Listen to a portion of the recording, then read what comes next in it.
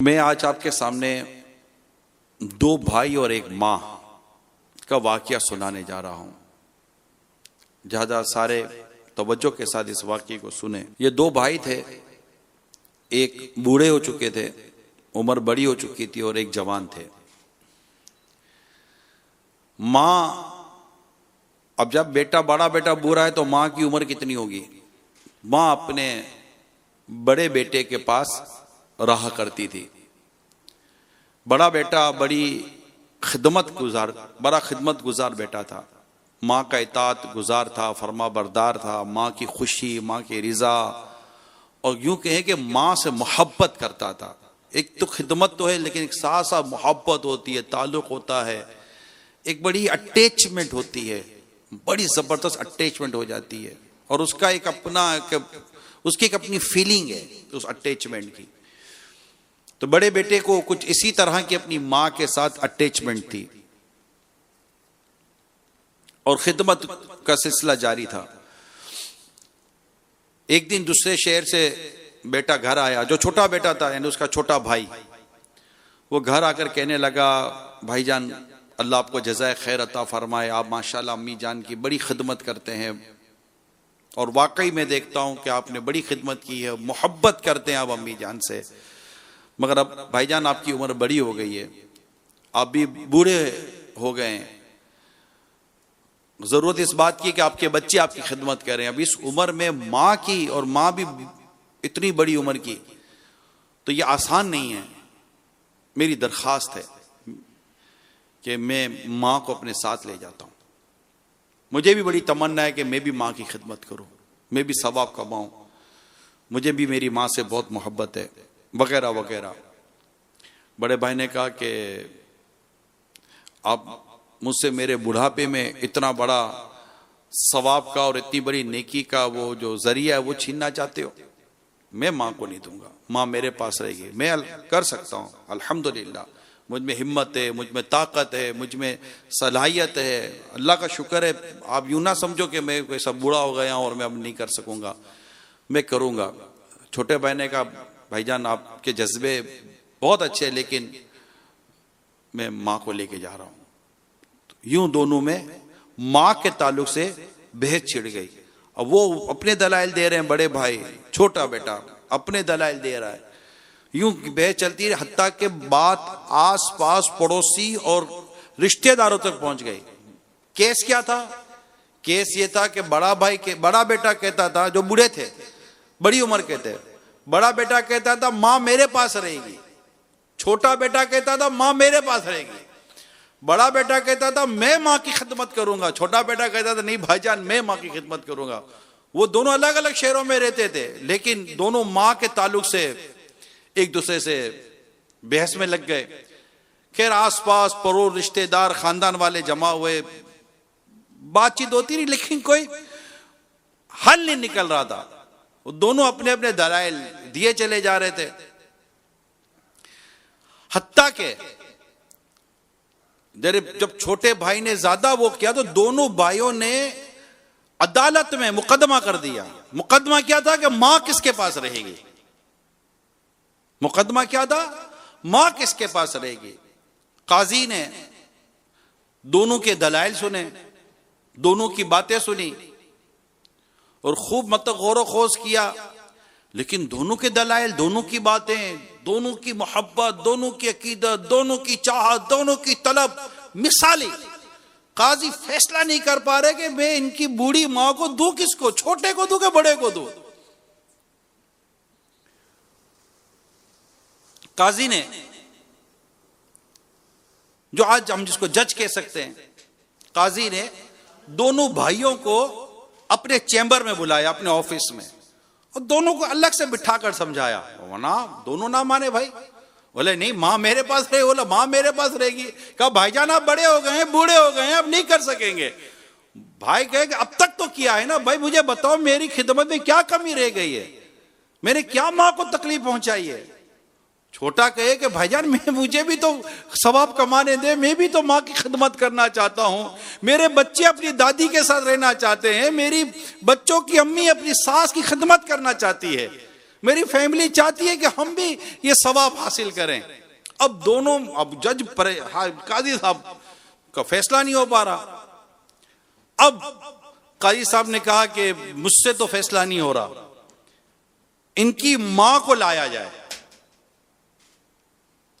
अब दोनों भाई अदालत में, अदालत खचाखच भरी हुई है, एक अपनी नौयत का मुनफरिद मुकदमा चल रहा है कि दो भाई मां की मोहब्बत में मुकदमा लेकर आए हैं कि मां मेरे पास रहेगी, वो बोले मां मेरे पास रहेगी। कमाल का मुकदमा था। मां को दोनों भाई एक व्हील चेयर पर अदालत में लाए, दोनों के आंसू निकल रहे हैं, दोनों रो रहे हैं। मां का वजन कितना? मां इतनी बूढ़ी थी कि उसका वजन 20 kg था, 20 kg का उसका वजूद था, इतनी कमजोर, लागिर और बीमार। मतलब अब जो बुढ़ापे में क्या होता है, ऐसी मां की पोजीशन थी। दोनों भाई लाए। काजी साहब ने मां को कहा कि मैं माजरत चाहता हूं, मुझे आपको अदालत में बुलाना पड़ा, मुझसे मसला हल नहीं हो रहा। आपका बड़ा बेटा कह रहा है कि मां मेरे पास रहेगी, छोटा कह रहा है मां मेरे पास रहेगी, और मुझसे तो फैसला नहीं हो रहा। अम्मा जान आप ही कहें कि आपको किसके पास रहना है। अम्मा जान ने अपनी एक आंख अपने बड़े बेटे की तरफ की, एक आंख अपने एक बेटे की तरफ। जज साहब आप मुझसे पूछ रहे कि मुझे कौन सी आंख चाहिए, मैं कैसे कह सकती हूँ? मेरा ये बेटा भी प्यारा, मेरा ये बेटा भी प्यारा, ना कोई पैसा ना पाए, ना कोई झगड़ा, ना जायदाद, कुछ भी नहीं, नथिंग। माँ के पास एक पीतल की अंगूठी थी बस, इसके बाद माँ के पास भी कुछ नहीं है। ऐसा नहीं को माँ को जायदादें कि माँ विरसे में छोड़ जाएगी तो मुझे मिल जाएगा, ना ना ना ना। इसी कोई यहाँ कोई बज़ाहिर कोई दुनियावी गर्ज़ो गायत ना दी। एक माँ थी, माँ की मोहब्बत थी, दो भाइयों की माँ से मोहब्बत थी।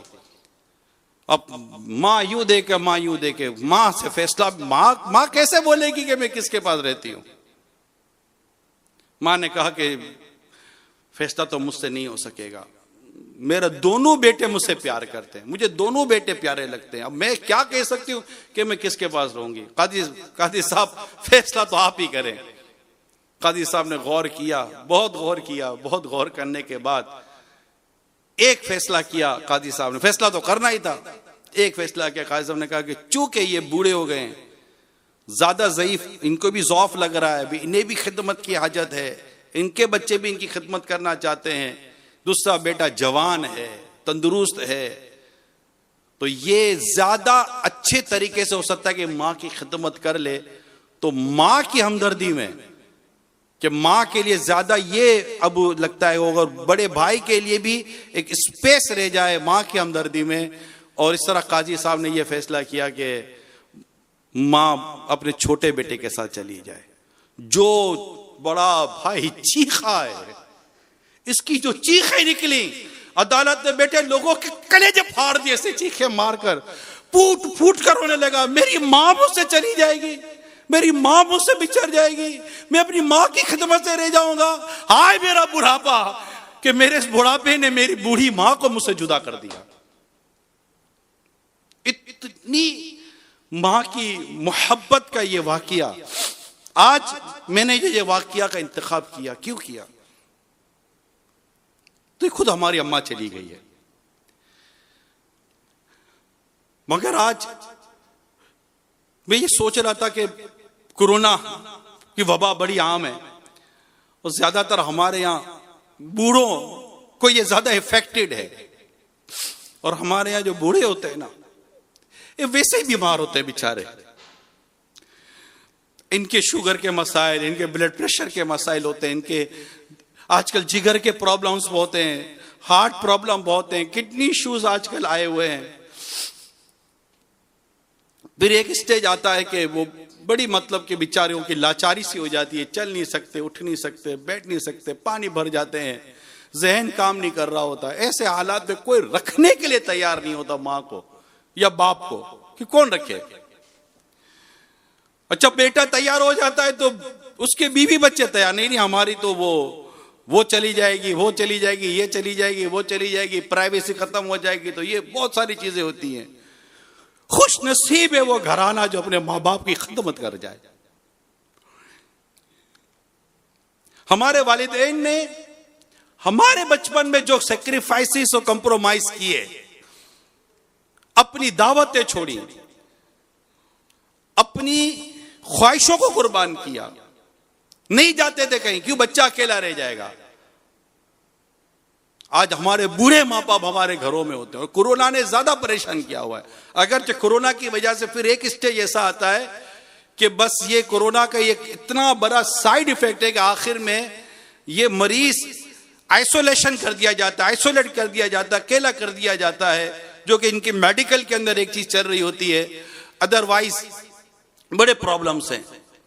लेकिन प्यारे इस्लामी भाइयों, आज आप मेरी अम्मा जान के स्वयं में भी जमा हुए हैं। मैं आपका तो शुक्रिया अदा करता हूं कि आप दूर दराज से आए, मेरे रिश्तेदार, खानदान वाले, जहां चैनल पर हैं, सोशल प्लेटफॉर्म्स पर हैं, लाइव देख रहे हैं, मैं आप सबका शुक्रिया अदा करता हूं। दुनिया भर से आपके दुआए मगफरत के पैगाम आए, इसाले सवाब के पैगाम आए, मुझे भी आए, मेरे भाई हाजी यूसुफ को भी आए।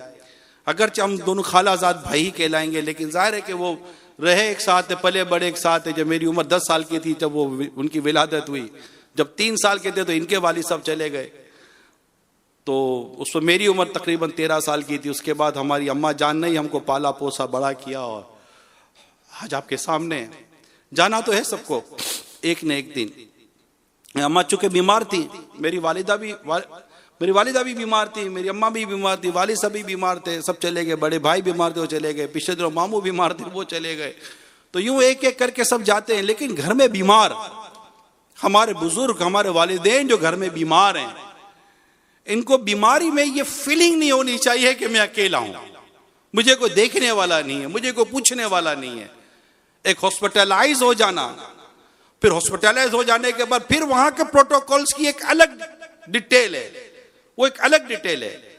लेकिन मैक्सिमम हत्तल इम्कान हमें कोशिश करनी चाहिए कि आप और हम अपने वालिदैन को अपने घर में केयर करें, इनका ट्रीटमेंट घर में रखें, और कोशिशें करते रहें, कहीं भी गिव अप ना करें, कहीं भी हाथ ना उठा दें कि नहीं बस यार बस। माँ बाप ने नहीं हाथ उठाया होता यार, मैंने देखा है, यूके में गया हूं, यूरोप में गया हूं, यहाँ वहां बच्चे ज्यादा इफेक्टेड है, मुझे पता है। यूरोप और यूके के अंदर माजूर बच्चे बहुत हैं वहां पर, मगर मैंने देखा है कि माँ बाप उन्हें बिल्कुल ले लेकर इनकी उम्रें निकल गई, बच्चे 20-20 साल के हो गए। मैंने एक बेटे का वाकया पढ़ा है, 27 साल की उम्र में ये बेटा अपने बूढ़े बीमार बाप को हॉस्पिटल में एडमिट करने गया। हॉस्पिटल में एडमिट हुए और छोटे बेटे ने ये तहैया किया कि मैं अपने बाप की खिदमत करूंगा।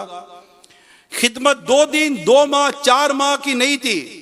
मैंने किताब में पढ़ा है तकरीबन 13 साल उनके बूढ़े बाप अस्पताल में रहे। 13 साल तक ये 27 साल का नौजवान बेटा 40 साल का हो गया, मगर इसने अस्पताल में अपने बाप की खिदमत की।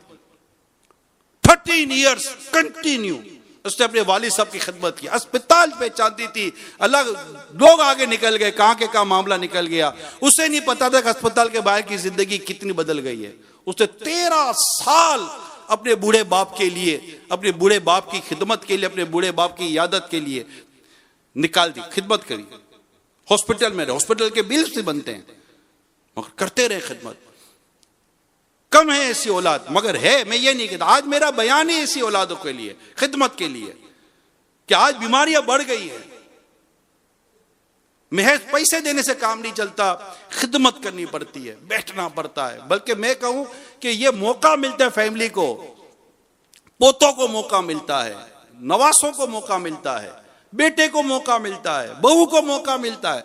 बेटियां बाद औक़ात शादी के बाद वो इतनी ज्यादा इसमें अपनी खिदमत अंजाम नहीं दे सकती, लेकिन जो पोते पोतियां जो घर में उसकी हैं, उनको मौका मिलता है। अगर मर्द बीमार है बूढ़े, तो उनके लिए, लड़कों के लिए ज्यादा चांसेस है। अगर माँ बीमार है बूढ़ी, उनके लिए, औरतों के लिए, बच्चियों के लिए ज्यादा चांसेस है। इसमें सवाब है, सवाब, खिदमत का सवाब।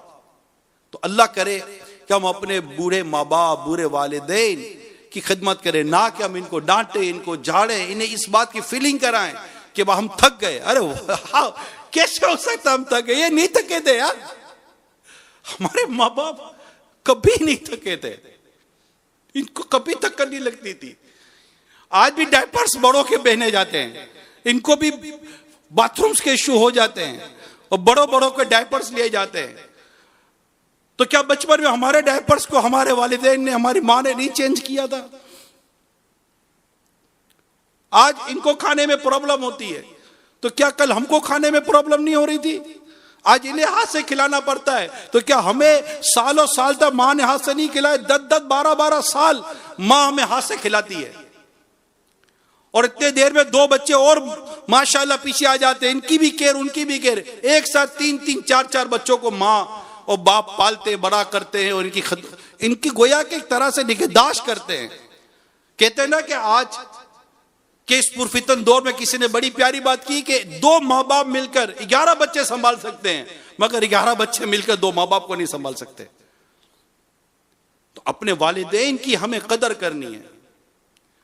एक लड़की के बारे में पढ़ा मैंने कि वो शादी के लिए कंडीशन रखती थी कि मेरे वालिद साहब इंतकाल कर गए, मेरी मां बीमार है, मैं उस वक्त तक शादी नहीं करूंगी जब तक कि मेरी मां की खिदमत की मुझे हाजत है।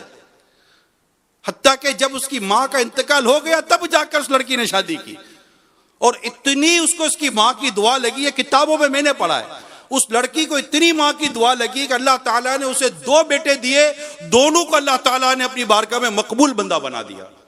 मां की नेकी, मां के साथ की हुई नेकी बहुत काम आती है प्यारे इस्लामी भाइयों। मां के साथ की हुई नेकी, बाप के साथ की हुई नेकी बहुत काम आती है।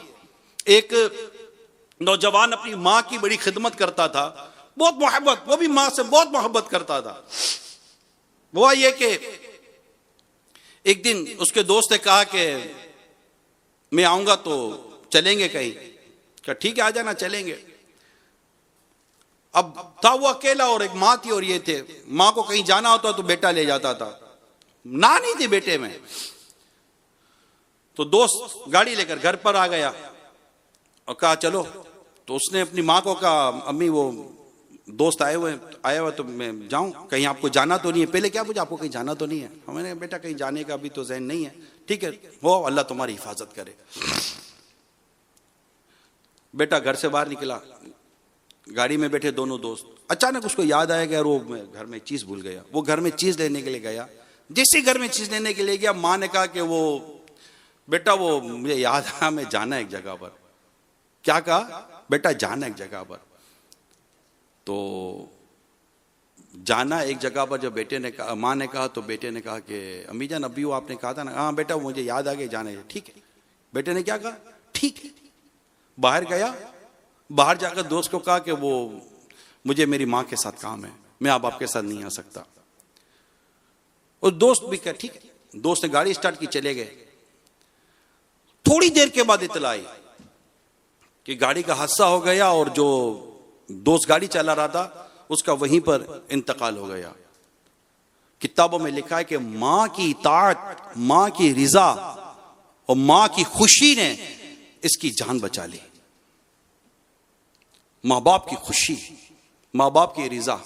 इसी तरह मैंने एक वाकया पढ़ा कि एक लड़के का एक्सीडेंट हो गया और गाड़ी पूरी तरह जैसे कि हादसे का शिकार हुई और बताओ आग लग गई गाड़ी में, और तस्वर नहीं किया जा सकता था कि इससे भी बचकर निकल आएगा। वो गाड़ी जो नौजवान चला रहा था वो बाहर आ गया, और बाहर आकर उसने जब देखा लोगों ने तो सुभान अल्लाह, अल्लाह अकबर, लोगों की जबान से तस्बीहात और अल्लाह का जिक्र जारी हो गया कि ऐसे हादसे से कौन बच जाता है, अल्लाह जिसको चाहे बचाए। तो जैसे ही वो नौजवान बाहर आया, बज़ाहिर को इतनी चोटें को नहीं लगी थी, तो उसको कहा कि भाई तुम्हारी सी क्या नेकी है जो तुम्हें इतना कहा? बोला मुझे तो कोई मेरी क्या नेकी याद आएगी, मैं तो नेक आदमी का हूं। हाँ ये है कि आज मुझे तनख्वाह मिली थी तो मैंने जाकर तनख्वाह अपनी माँ के हाथ में रखी कि अम्मी ये मेरी तनख्वाह ये आपके लिए, आप रखें। तो माँ ने मुझे दुआ दी, जा बेटा अल्लाह तेरी हिफाजत करे। माँ बहुत खुश हुई। मुझे ऐसा लगता है कि मुझे मेरी माँ की दुआ ने बचा लिया। माँ की रिजा, माँ की खुशी, अल्लाह हमें तौफीक दे। मेरे प्यारे इस्लामी भाइयों, मैं आपको मेरे आका आला हज़रत इमाम अहले सुन्नत रहमतुल्लाहि ताला अलैह का एक इरशाद सुनाता हूं। आप फरमाते हैं कि वालिदैन के साथ नेकी सिर्फ यही नहीं कि इनके हुक्म की पाबंदी की जाए, और इनकी मुखालिफत ना की जाए। सिर्फ यही नहीं, बल्कि इनके साथ नेकी ये भी है कि कोई ऐसा काम ना करे जो इनको नापसंद हो, अगरचे उसके लिए खास तौर पर उनका कोई हुक्म ना हो। इसलिए इनकी फर्मा बरदारी और इनको खुश रखना, आला हज़रत इमाम अहले सुन्नत लिखते हैं, इसलिए इनकी फर्मा बरदारी और उनको खुश रखना दोनों वाजिब है, और नाफरमानी और नाराज करना हराम है। तो अल्लाह ताला हमें वालिदैन का मुत्ती और फर्मा बरदार रखे, हमें इसकी बरकत अता फरमाए। जिनके वालिदैन जिंदा हैं, हयात हैं, या दोनों में से किसी एक को अल्लाह ताला ने जिंदगी दी हुई है, उनकी कदर करें, इनसे मोहब्बत करें, इनकी खिदमत करें, इन्हें तन्हाई का एहसास ना होने दें, इन्हें इस बात का एहसास ना होने दें कि मेरी औलाद मुझसे तंग है, मेरी औलाद मुझसे बेजार है।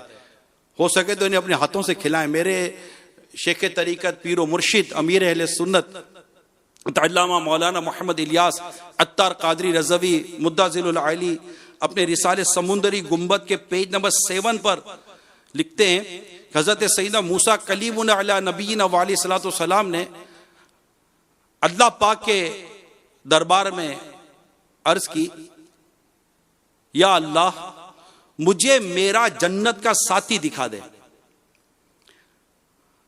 अल्लाह करीम ने फरमाया, फुला शहर में जाओ, वहां फुला कस्साब गोश्त फरोश जो होते हैं वो जन्नत में तुम्हारा साथी है। चुनाचे हजरत सैयदना मूसा कलीमुल्लाह अला नबीना व अलैहि सलाम वहां उसके पास तशरीफ ले गए। अब तशरीफ ले गए, वो पहचानता तो था नहीं, मगर उसने मेहमान नवाजी की, उसने आपकी दावत की। जब खाना खाने बैठे तो उसने एक बड़ा सा टोकरा अपने पास रख लिया, अंदर 2 निवाले डालता और एक निवाला खुद खाता, अंदर 2 निवाले डालता, एक निवाला खुद खाता, अंदर 2 निवाले डालता, एक निवाला खुद खाता। इतने में किसी ने दरवाजे पर दस्तक दी, नॉक की। वो उठा और बाहर गया। सैयदना मूसा कलीमुल्लाह अला नबीना व अलैहि सलाम अल्लाह के नबी हैं। उन्होंने उस टोकरे की तरफ देखा तो उसके अंदर 2 बूढ़े मर्द और औरत थे, ज़ईफुल उम्र, बूढ़े मर्द और औरत। सैयदना मूसा कलीमुल्लाह अलैहि सलाम पर नजर पड़ते ही उनके होंठों पर मुस्कुराहट फैल गई। उन्होंने आपकी रिसालत की गवाही दी, यानी शहादत दी, और उसी वक्त उनका इंतकाल हो गया। अब बेटा वापस आया तो उसने उस जंबील टोकरी की तरफ जब देखा तो वालिदैन फौत हो चुके थे। अब वो समझ गया और उसने हज़रत मूसा अलैहिस्सलाम के दस्तबोसी की, हाथ चूमे और अर्ज की, आप अल्लाह के नबी हज़रत मूसा अलैहिस्सलाम हैं, आप अल्लाह के नबी हज़रत मूसा अलैहिस्सलाम मालूम होते हैं। आपने फरमाया, तुम्हें कैसे पता चला? अर्ज की, मेरे माँ बाप रोजाना गिर गिरा कर दुआ करते थे, या अल्लाह हमें हजरत मूसा अलैहिस्सलाम के जलवों में मौत अता फरमाना। इन दोनों के इस तरह अचानक इंतकाल फरमाने से मैंने अंदाजा लगाया कि आप ही हजरत सैयदना मूसा अलैहिस्सलाम हैं। बेटे ने मजीद अर्ज की, मेरी माँ जब खाना खा लेती, गौर से सुनो मेरे प्यारे इस्लामी भाइयों, बेटा कहता है, हज़रत मूसा अलैहिस्सलाम की बारगाह में अर्ज करता है कि जब मेरी माँ खाना खा लेती तो खुश होकर मेरे लिए यूं दुआ करती, या अल्लाह मेरे बेटे को जन्नत में हज़रत सैयदना मूसा अलैहिस्सलाम का साथी बना दे। सैयदना मूसा अलैहिस्सलाम ने फरमाया, मुबारक हो, अल्लाह ने तुमको मेरा जन्नत का साथी बनाया है। यह है माँ बाप की फर्मा बरदारी का इनाम। अल्लाह ताला हमें भी माँ बाप की फर्मा बरदारी, इताअत का जज्बा अता फरमाए। हम इन्हें नाराज ना करें, चाहे वालिद हो या वालिदा हो, इनकी खदमत करें, इन्हें देखकर सवाब हासिल करें, इन्हें देखकर हम नेकियां कमाएं। और इनकी खिदमत में अपनी जिंदगी गुजारें। और जिनके वालिदैन दुनिया से रुखसत हो गए, मेरे वालिदैन दुनिया से रुखसत हो गए, मेरे भाई यूसुफ के दोनों, इनके वालिदैन दुनिया से रुखसत हो गए। कई ऐसे देखने सुनने वाले होंगे जिनके वालिदैन दुनिया में नहीं होंगे। उन्हें चाहिए कि अपने वालिदैन के लिए दुआए मग़फ़िरत करते रहें, अपनी नेकियां करते रहें, क्योंकि जब गुनाह भी वालिदैन की जनाब बच्चे के आमाल वालिदैन के पास हाजिर होते हैं वफात के बाद, ऐसा ना हो कि वो औलाद के गुनाह देखकर रंजीदा हो जाएं, इनको तकलीफ पहुंचे। इनके लिए नेकी करें, इनके लिए सवाब वाले काम करें, इनके लिए सवाब जारिया वाले काम करें। वो काम करें जिनसे इनको सवाब मिलता रहे। ऐसी मस्जिद बनाना, ऐसे किताबों, दीनी किताबों के तरफ से जो सदका जारिया और सवाब जारिया के काम है उससे अंजाम दें। नमाज पाबंदी के साथ पढ़ें। दूसरा, अपने वालिदैन के दोस्तों के साथ हुस्न सुलूक करें, माँ हो या वालिद हो। जब किसी का इंतकाल होता है तो हम ऐलान करते हैं कि माफ कर दीजिएगा, तो उमूमन हम क्या करते हैं, हाँ माफ किया माफ किया। ये हमारी तरह से देखा जाए तो प्रैक्टिस है। मेरी दरख्वास्त ये है, जब जनाजे पर आकर, मैयत पर आकर माफ करना ही है, मुंह देखकर आकर माफ करना ही है कि हमने आपको माफ किया, तो जीते जी माफ क्यों नहीं कर देते हो भाई? क्यों ऐसी जिद करते हैं, तेरे जनाजे में भी नहीं आऊंगा, जनाजे में भी आ जाते हो? क्यों ऐसे ताल्लुकात कायम करते हैं कि जिसमें हमारी माफी और दरगुजर के रास्ते ना हो? ऐसा नहीं करना चाहिए। अच्छा सुलूक करें, बल्कि अच्छा सुलूक रिश्तेदारी के साथ अच्छा सुलूक ये नहीं है कि उसने अच्छा किया तो आपने अच्छा किया, ये तो अदला बदला है। अच्छा सुलूक, सिले रहमी, हुस्ने सुलूक ये है कि अगर उसने आपके साथ अच्छा नहीं किया तो आप उसके साथ अच्छा करें। हमारे साथ यही होता है कि उसने अच्छा नहीं किया, हम भी अच्छा नहीं करते। ऐसा नहीं होना चाहिए। हर एक के साथ अच्छा करें और उसके साथ सिले रहमी करें, हमदर्दी करें, अपने रिश्तेदारों का ख्याल रखें, इनके दोस्तों का ख्याल रखें। यही हमारी शरीयत, हमारे दीन और हमारे इस्लाम ने हमें समझाया है, बताया है, सिखाया है। रिश्तों को पहचानो, यहां तक समझाया कि रिश्तों को पहचानो। अगर तुम रिश्ते पहचानोगे नहीं तो इनके हक कैसे अदा करोगे? ननियाल और ददियाल दोनों के रिश्तों को पहचाना, ये हमारे बड़ों का काम है।